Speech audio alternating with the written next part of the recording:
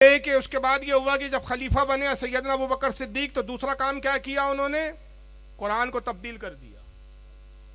और कुरान में वो आयतें जो अहले बैत की फजीलत में आई थी, वो सारी आयतों को निकाल दिया। उसूलुल काफीन क्या की एक मुस्तनद किताब मानी जाती है, जो हदीस के फन हदीस में ये बाद कुरान पहले नंबर की किताब मानी जाती है। इस वक्त मेरे टेबल पे रखी हुई है, देख लीजिए। ये उसका दूसरा हिस्सा है, फरोए काफी। फरोए काफी 8 जिल्दों में आती है किताब, और इसकी जो इब्तदाई 2 जिल्दें हैं या गालिबन 4 जिल्दें हैं, वो उसूलुल काफी के नाम से आती है। लिखने वाला कौन है इसका, मोहम्मद बिन याकूब कुलैनी। हमारे यहाँ हदीस में सबसे पहले नंबर पे किताब कौन सी मानी जाती है, सही बुखारी। इनके यहाँ ये मानी जाती है उसूल काफी, और इसमें बाज़ाब्ता बाब गढ़ा गया कि कुरान में आयतें ऐसी थी, अबू बकर ने बदल के यूँ कर दिया। मसलन मैं 2-4 मिसालें दे रहा हूँ। ये कहता है कमबख्त कि साहब कुरान में यूँ था, अहदीना सिरातल अली, ए अल्लाह में अली के रास्ते पर चला। अबू बकर ने अली हटा के मुस्तकीम कर दिया, और आयत अब यूँ बना दिया, अहदीना सिरातल मुस्तकीम। का आयत यूँ थी कि इल्म वालों से पूछो। अब आयत ये है, क्या आयत है यार, वो हाफिज बहुत सारे अल्फाज बैठे हैं। फसलू अहला जिक्री, अब आयत ये है इस वक्त जो कुरान में मौजूद है। आप जाएंगे तो इस तरह, फसलू अहला जिक्री इन कुंतुम ला तालमून, इल्म वालों से पूछो अगर तुम्हें इल्म ना हो। तो कई अबू बकर ने इसमें तहरीफ की। आयत यूँ थी, फसअलू अलीइन इन कुंतुम ला तालमून, अली से पूछो अगर तुमको इल्म ना हो। तो अबू बकर ने अली को हटा दिया, वहां अहले जिक्र कर दिया। ऐसी बेशुमार आयतों के बारे में इन्होंने लिखा कि कुरान का इतना फीसद निकाल लिया। कहते सूरह विलायत एक बड़ी सूरत थी, पूरी की पूरी सूरत अबू बकर ने निकाल ली।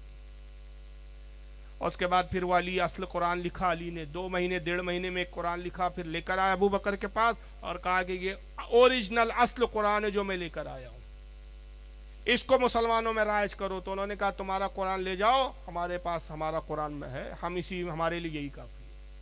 मौला अली को जलाल आ गया, गुस्सा आया, और गुस्से और जलाल में आपने फरमाया कि देख लो, ये कुरान मैंने बड़ी मेहनत और जस्तुजू से लिखा। ये कुरान मैंने वैसे ही तहरीर किया जैसे रसूलुल्लाह पर नाजिल हुआ था। तुमने कुरान को तब्दील कर दिया, कुरान को बदल दिया। आखिरी बार इस असल कुरान की ज़ियारत कर लो, अब उम्मत क़यामत तक इस कुरान को देख ना सकेंगी। और फिर वो कुरान लेकर आए, माज़अल्लाह नौज़ुबिल्लाह। इनकी किताबें कहती है इमाम हसन को दिया और वसीयत की कि कुरान किसी को ना दिखाना ना देना, सिवाय इसके कि अपने वसी और अपने जानाशीन के। फिर इमाम हसन का इंतकाल हुआ, यही वसीयत करके उन्होंने इमाम हुसैन को दे दिया। इमाम हुसैन ने वही कुरान फिर अपने बेटे इमाम ज़ैनुल आबिदीन को दे दिया। इमाम ज़ैनुल आबिदीन ने वो कुरान इमाम बाकिर अपने बेटे को दिया। इमाम बाकिर ने हज़रत इमाम जाफ़र को दिया। इमाम जाफ़र ने अपने बेटे हज़रत मूसा काज़िम को दिया। हज़रत मूसा काज़िम ने अपने बेटे हज़रत अली रज़ा को दिया। हज़रत अली रज़ा ने वही कुरान अपने बेटे हज़रत इमाम तकी को दिया। इमाम तकी ने हज़रत इमाम नकी को दिया। इमाम नकी ने इमाम हसन अस्करी को दिया। इमाम हसन अस्करी ने इमाम मेहदी को दिया। इमाम मेहदी लेकर वो ओरिजिनल कुरान गार में जाकर छुप गए। अब क़यामत के दिन ओरिजिनल लेकर आएंगे। आपके हमारे पास जो कुरान है वो कौन सा है, डुप्लीकेट। 1400 साल से उम्मत डुप्लीकेट कुरान पढ़ रही है। अंदाजा लगाइए कि इस्लाम को कितना डैमेज किया है, कितना बदनाम किया, कि कम से कम तौरेत में तहरीफ हुई, इस बात की गवाही कुरान देता है। इंजील में तहरीफ हुई, तहरीफ मतलब उन आयतों को, उन चीजों को निकाला, बदला। इनके गुरु घंटालों ने, ईसाइयों के गुरुओं ने अपनी किताबों में तहरीफ की, इसकी गवाही कुरान देता है। कुरान बताता है कि ये क्या क्या इन्होंने बदल दिया। लेकिन वो नबी के इंतकाल के तुरंत बाद नहीं बदला गया, उसको बदलने के लिए भी सदियां लगी उनको। थोड़ा थोड़ा आहिस्ता करते हुए सदियों में गए, उन्होंने निकाला और बदला है। मगर अफसोस इनकी बदअक्ली पर कि जो तमाम नबियों का ताजदार बन के आया और जिस पर सबसे अजीम किताब उतारी गई, वो नबी के इंतकाल के 1 साल तक भी ओरिजिनल ना रह सकी, डुप्लीकेट हो गई। और ऐसी डुप्लीकेट हुई कि क़यामत तक अब वो किताब, असल किताब उम्मत को मिलेंगी नहीं, देखने को मिलेंगी नहीं, नज़र नहीं आएंगी। सिर्फ कब आएंगी? वो सदियां गुजर गई, 1400 साल तो अब गुजर गए, और अल्लाह जाने इमाम मेहदी के नाजिल और नुज़ुल तक कितना अरसा लगेगा, उनके तशरीफ़ आने में कितना वक्त लगेगा। अगर ये समझ लो कि अगर मान लीजिए 600 साल बाद आना है तो 2000 साल तक तो कुरान ओरिजिनल रहा नहीं। अब वो इमाम मेहदी लाएंगे तो कितने साल मुसलमानों की हुकूमत रहेंगी, इस्लाम रहेगा? 40 साल। सिर्फ 40 साल के लिए कुरान आया था। कितना बड़ा मस्करापन है। लेकिन राफदी चूचू का मुरब्बा है, ये फिरका चूचू का मुरब्बा है। भूल जाता है कि एक तरफ हम कुछ और अकीदा बताते हैं, दूसरी तरफ हम और अकीदा बताते हैं। नतीजा क्या हुआ साहब कि अभी हाल ही में पाकिस्तान का एक शिया मौलवी उठा और इसने अपनी इस अकीदे को मजबूत साबित करने के लिए कि भाई हमारा जो अकीदा है ये सही है, उसको सही साबित करने के लिए उसने क्या किया, एक बयान दिया। मगर भूल गया कि इस बयान में हमारे कितने अकीदे का गला खुद अपने हाथों से हम घोटते हैं। आइए जरा सुनिए इसका बयान।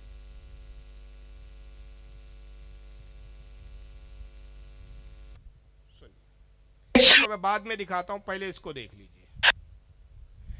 जानते हैं इसका नाम क्या है? अल्लाह यारी। ये अल्लाह यारी नहीं है, शैतान यारी है। ये अपने दड़बे में बैठ के बहुत बड़े मुनाजिर है, सामने कभी नहीं बैठते रूबरू। बस इनकी एक शर्त है कि हमारे ही चैनल पर आके मुनाजरा करो और हम बकवास करेंगे। अगर तुम जवाब दोगे तो तुम्हारी कभी ऑडियो गायब कर देंगे हम, तुम्हारी कभी तुम्हारा कनेक्शन कट जाएगा। सामने बैठ के हम बात नहीं करेंगे। अब बेबुनियाद चीज़ों पे बकवास करता है। अभी खैर ये मेरा मौजू नहीं है, लेकिन सुन लीजिए इसके ज़बानी कि ये कुरान के बारे में खुद क्या अकीदा बयान कर रहा है। ज़रा सुनिए। आप सवाल करने वाला कहता है कि ये कुरान महफूज है। कहा बिल्कुल महफूज नहीं है। कुरान में कहाँ लिखा है कि ये महफूज है? तो उसको आयत तो नहीं मालूम थी वो सवाल करने वाले को, लेकिन उसने तवज्जो दिलाया कि कुरान में एक इस तरह का जिक्र है। तो खुद उसने आयत पढ़ी, इन्ना नहानु नज़्ज़लना ज़िक्रा व इन्ना लहू लहाफ़िज़ून। तमाम 1400 साल से मुफ़स्सिरीन, सहाबा से लेकर आज तक के मुफ़स्सिरीन का इस पर इज्मा है कि जिक्र से मुराद यहाँ कुरान अज़ीम है। उम्मत का इत्तिफाक कि अल्लाह फरमाता है कि हबीब हमने इस जिक्र को नाजिल किया। तो जिक्र क्या है? क्या नाजिल किया भाई अल्लाह ने? कुरान ही है ना जिक्र, कुरान को जिक्र ही कहा गया है। हमने इस जिक्र को नाजिल किया और इसकी हिफाजत का जिम्मा हम ही ले रहे हैं, हम ही इसकी हिफाजत करने वाले हैं। और अगर अल्लाह हिफाजत ना करे तो फिर अल्लाह का ये कलाम झूठा नहीं हो जाएगा कि एक जगह अल्लाह कुरान की तारीफ बयान करते फरमाता है कि ये कुरान हुआ है कि ज़ालिकल ला रैब फ़ी, इसमें कोई शक की गुंजाइश नहीं। अब अगर वो महफूज ही ना हो तो फिर शक तो हो गया, शक क्या रहा, वो तो बदल ही गई। तो फिर शक की तो बात छोड़ी, हो तो कहां के कहां चला गया मामला। तो कहता है कि नहीं, हाँ जिक्र से मुराद कुरान नहीं है।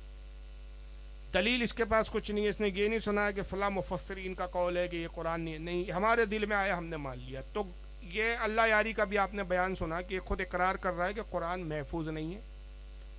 और कुरान में अगर ये भी फरमाया कि हमने इसकी हिफाजत का जिम्मा लिया तो कहता है उससे मुराद ये कुरान नहीं है। अब इसको याद रखिए। अब दूसरा शिया कुछ कहता है चूचू का मुरब्बा है, क्योंकि जाहिर है जब अकीदे बातिल हो तो एक ठिकाने पे टिकते नहीं ये लोग। अब ये सुनिए, ये भी पाकिस्तान का मौलवी है, इसका नाम है मौलवी शब्बीर हसन मीसमी।